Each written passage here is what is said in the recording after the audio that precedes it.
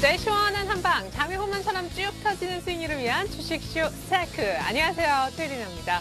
자, 오늘 금통위의 금리 결정도 있었습니다. 동결됐지만요, 중국의 지표도 쏟아졌던 날이고 무엇보다 8월 옵션 만기일이었는데요. 야, 여기서 매물이 좀 나오지 않겠느냐 했지만 와, 이렇게 많은 프로그램 매수가 그것도 외국인으로부터 유입된 적이 없었다고 합니다. 외국인들의 현물 매수세도 뭐 사상 최대 규모에 육박했다고 하는데요. 코스피는 놀랍게도 1940선까지 올라왔습니다. 야, 참 앞으로 얼마나 더 오를까, 이 부분이 가장 궁금하실 텐데요.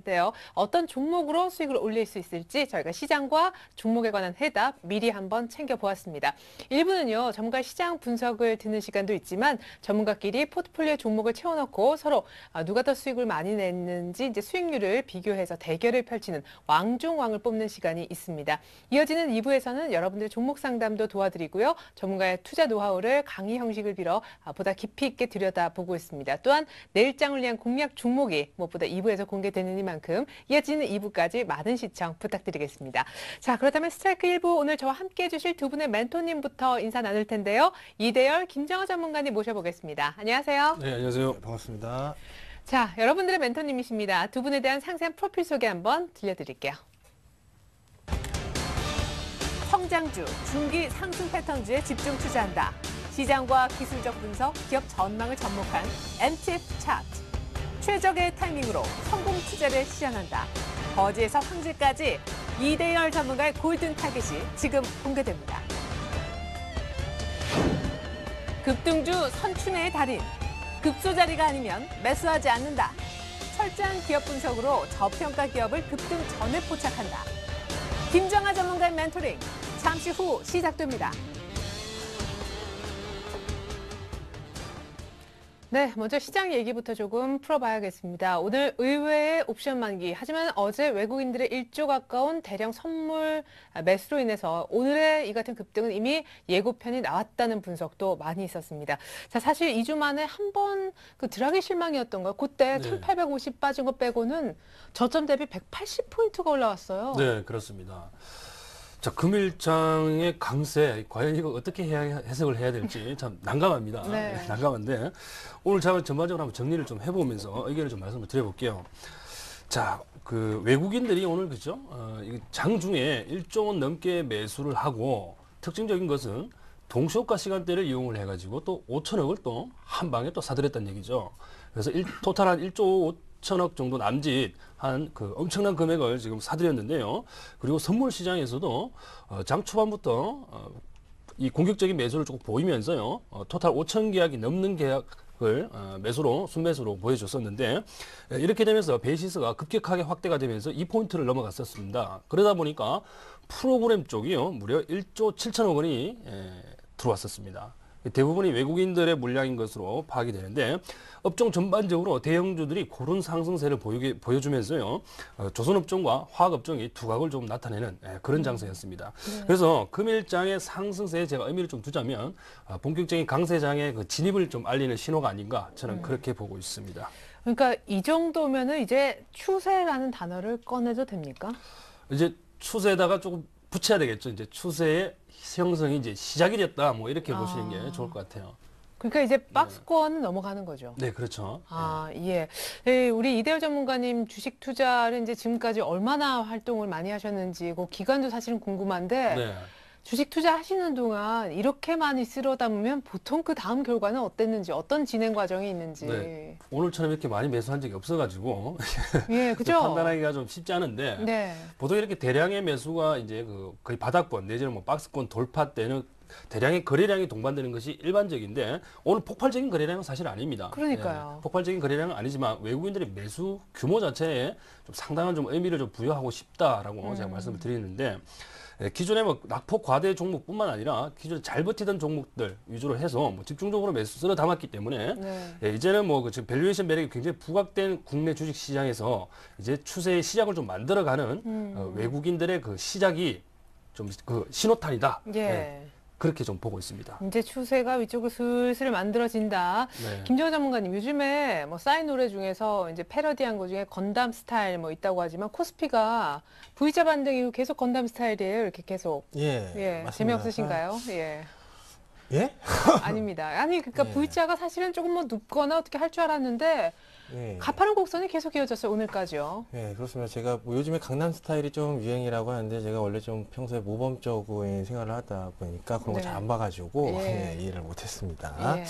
예, 지금 이제 V자 반등 이후에 사실 이제 기간 조정이 좀 길어지지 않을 것인가 이렇게 생각을 했는데 기간 조정 자체가 한 5일 정도밖에 나오지 않고 그 자리에 다시 한번 시세를 뽑는 흐름들 나오고 있다. 이렇게 좀 그 판단을 하고 있는데 일단은 오늘 지금 프로그램 매수가 이렇게 많이 들어왔습니다. 선물을 땡기니까 이렇게 프로그램이 많이 들어오겠죠. 네. 사실상 이제 그 2주 전이었죠. 2주 전에 이제 개인들을 하방에다가 몰아놓고 외국인들이 상방 포지션을 살짝 돌리면서 그 자리에서 이제 V자로 꺾어가지고 올려가면서 사실 이번 주에는 외국인들이 옵션 시장에서 손실을 봤던 한 주입니다. 한 2천억 원 정도 손실을 보고 개인들에게 이득을 줬었는데 오늘 이렇게 이제 끌어올리는 모습을 보면서 저도 장중에 고민을 그 생각을 굉장히 많이 했던 게 이번 주 옵션에서 이제 손실을 봤던 것이 이것으로 그 이득을 보기 위한 뭐 페이크였을까 아니면은 요거를 뭐 상승시키기 위한 상승인가 좀 이런 부분들도 고민을 했었는데 일단 박스권을 돌파시켰기 때문에 요 힘이 좀 남아 있어서 추가적인 상승이 나올 것이 이렇게 그 판단을 하고 있고 이제 그 예전에도 한번 말씀을 드린 적이 있는데 지금 뭐 기댈 만한 사실 모멘텀 자체는 아무것도 없습니다. 모멘텀이 뭐 없는 상태에서 올림픽이 열리고 있죠. 런던에서 올림픽이 열리고 있기 때문에 극단적으로 시장을 빼지 않고 올릴 것이다. 예전에 한번 그렇게 그 말씀을 드린 적이 있는데 올림픽이 이제 얼마 남지가 않았고 우리 이제 보면은 채권하고 그 주식하고는 정반대의 위치에 있게 됩니다. 주요 국가들의 채권 발행 시기는 잘 일반에 공개가 되어 있지가 않죠. 작년 8월 달에 그 장이 급락을 할 때도 미국의 신용등급 강등과 함께 대규모의 채권 발행이 있었고 그리고 올해 4월 달에 그 떨어질 때도 대규모의 유럽에서의 채권 발행이 있었죠. 채권이라고 하는 것은 주식과 완전히 대비되는 반비례의 자산이기 때문에 이제 채권을 발행하는 시기에 채권 쪽으로 수요를 높이기 위해서는 반대급부인 주식시장을 좀 끌어내릴 필요가 있겠다. 이런 부분들도 한번 캐치를 해볼 필요가 있는데 8월 중순 이후에 미국과 유럽에서 또 채권 발행이 이루어지고 있기 때문에 대규모는 아닙니다. 대규모는 네. 아니지만 채권 발행이 이루어지고 있기 때문에 그때쯤 해가지고 한번 조정을 받고 재차 상승을 다시 논할 것인가 그때 좀 대응 포인트로 봐야겠다 이렇게 말씀을 드리겠습니다. 예. 자, 하지만 전문가들이 뭐 8월 달 이렇게 뭐 말쯤이나 9월 달 가지 않을까 했는데 의외로 지금 먼저 굉장히 걷잡을 수 없이 빠른 속도를 보여주고 있는 코스피거든요. 내일장 여기서 멈추지 않고 더 오를까요? 자, 내일장 상승입니까? 하락입니까? 이대열 전문가님. 저는 상승이라고 봅니다. 아, 여기서 더 상승 네. 좋습니다. 그 폭도 잠시 후에 제가 좀 다시 여쭤보도록 하겠습니다. 자, 김정호 전문가님. 예, 저도 내일장은 상승이다라고 이렇게 했습니다. 네, 좋습니다. 자, 그렇다면 우리 이대열 전문가님의 상승 전망 이유 궁금한데 이제 이런 식으로 해서 2천을 가려고 하는 건지 앞으로 알 수가 없어요. 네, 2천은 뭐 가야 되겠죠. 가는데 제가 내일장 전망을 좀 긍정적으로 하는 이유는요. 금일 외국인들의 선물 매수 규모도 뭐 규모지만 이게 지금 7월달 누적 포지션이 순매도 포지션을 유지하고 있었습니다. 어제까지. 네. 예, 그런데 금일 선물을 대거 매수함에 따라 가지고 이 7월달, 8월달로 접어드는 이 누적 포지션이 순매수로 바뀌어 버렸어요. 네, 거기에 좀 의미를 두면은 외국인들이 금일의 주식 매수와 선물 포지션도 롱 포지션으로 이제 진입을 한 거죠. 자, 이런 것을 따져봤을 때 외국인들은 시장을 좀 더 상승시키기 위해서 주식 현물 중심으로 좀 더 매수세가 유입되지 않을까, 아니면 글로벌 시장 자체를 리스크가 조금 진정되는 국면으로 보는 것이 아닌가, 저는 그렇게 보고 있습니다. 그리고 금일 그 중국에서 이제 지표가 좀 그 여러 가지 발표가 좀 됐었는데. 네. 이제 그 PPI라고 이제 그 생산자 물가 지수하고요, 이제 소비자 물가 지수인 CPI가 발표가 됐었습니다. PPI 같은 경우에는 전년 동기 대비 2.1% 하락한 것으로 나왔고, CPI는 전년 동기 대비 1.8% 정도 수준에서 상승한 것으로 나왔습니다. 자, 이 PPI와 CPI가 주는 의미를 한번 생각해 보게 되면요, 중국은 지금 경기 부양 정책을 이제 그 실시를 하려고 지금 그 정부 측에서 고민을 하고 있지 않겠습니까? 네. 즉 부양책을 쓴다라는 것은 돈을 푼다라는 얘기인데, 가장 우려가 되는 것은요, 바로 인플레이션입니다. 중국에서 물가 상승이 빠르게 진행이 굉장히 되면서 2011년도죠. 그때 지급 준비율을 지속적으로 인상시키고 금리 인상시키고 하던 그때를 생각해 보시면 이해가 좀 쉬우실 건데 지금 상대적으로 물가가 2% 상승도 좀 보여주지 않고 있고 1%대에서 약한 상승을 보여주고 있기 때문에요.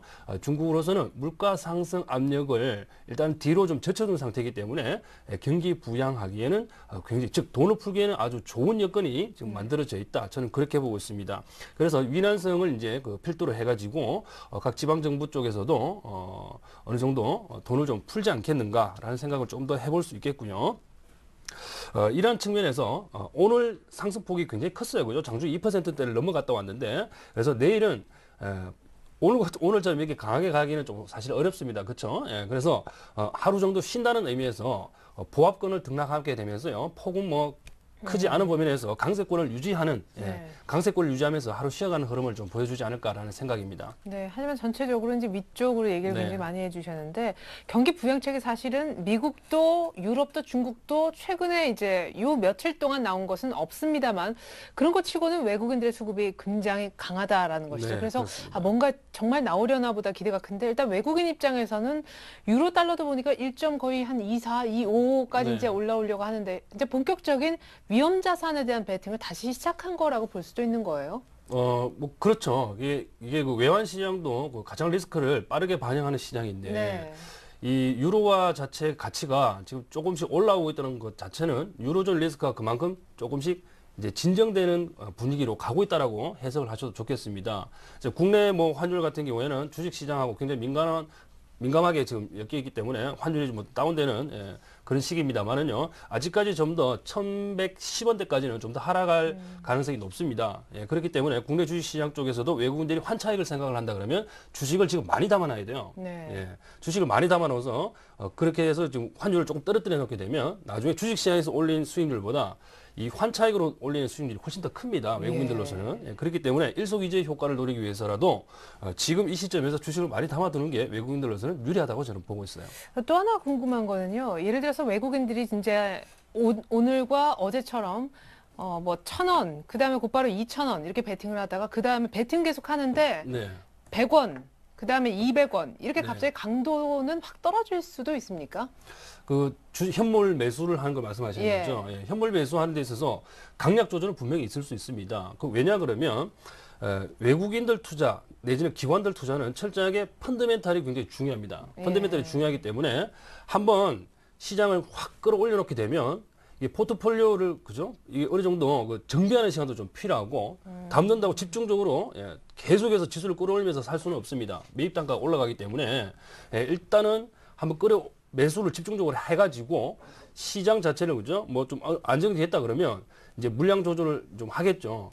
그러면서 또 다시 한번 대형주 중심으로 했을 때 만약에 인덱스 펀드다 그러면 주가가 조금 쉴 때는 조금 떨어지지 않겠어요? 그럼 또 사고 그래서 왕창 사고 좀 쉬었다가 또 사고 뭐 이런 패턴이 이제 이어진다고 보시면 돼요. 그래서 쭉 계속해서 밀어 올리는 것은 사실 좀 힘들다고 봅니다. 지금 현재로서는. 여러 가지 그런 수급 상황까지 감안했을 때 뭔가 이제 역시 내일장 상승이라고 하셨지만은 큰 그림에서는 조금 기간 조정 이후 상승 의견도 적지 않더라고요. 뭐 기간 조정 이거 지금 그렇습니다. 사실 주식이라고 하는 게 우리 양봉 뜨면은 당장 내일 갈 것 같고 음봉 뜨면 당장 내일 밀릴 것 같고 그런 게 뭐 주식이라고 볼 수가 있고 계속 이렇게 치고 올라가다 보면은 눈에 보이는 게 이제 양봉밖에 없기 때문에 사람이 이제 조바심을 갖게 되고 이 양봉에서 사버리면은 이제 또 물리게 되는 그런 아주 악순환이 일어나게 됩니다. 지금 상황에서 종합주가 지수를 그렇게 끌어올릴 대세로 이제 끌어올리려고 하면은 지금 하락 추세에서 이제 박스 상단을 한번 예전 매물대까지 오는 구역에 오고 있는데 1월달, 12월달 생각을 해보시면은 외국인들이 거의 한 달 반 동안 11조를 사가지고 선현물 동반 매수해가지고 여기 끌어올렸는데 그래도 결국에는 작년도 8월 고점은 베끼지를 못했다. 이런 거 한번 체크를 해보시고 지금도 마찬가지입니다. 여기서 이제 끌어올린다고 하면은 외국인들이 그냥 사람 손으로 갖다 끌어올리는 게 아니고 프로그램을 동반해가지고 갖다 끌어올리기 때문에 언제든지 파생상품 갖다가 틀어버리면 그대로 물량 출해될 수가 있기 때문에 이런 부분들은 좀 조심을 해야 되겠다. 사실상 지금 이제부터 만약에 진입을 한다고 하면은 지금부터 진입을 하려고 하면은 사실 상승 마디에서 지금 뭐 우량주처럼 몇 %나 먹겠습니까? 뭐 네. 먹을 마디도 많이 남아있지도 않고, 그리고 만약에 지금 자리에서 들어가게 되면 지금 차트가 바닥에 다 돌려가지고 차트가 굉장히 좋죠.